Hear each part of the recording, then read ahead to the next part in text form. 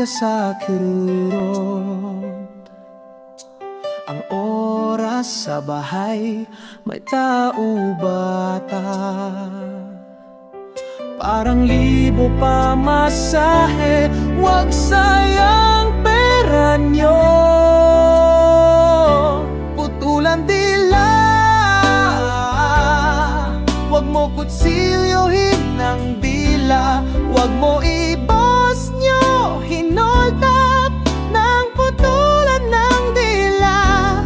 Wag sumbong ang taxi driver.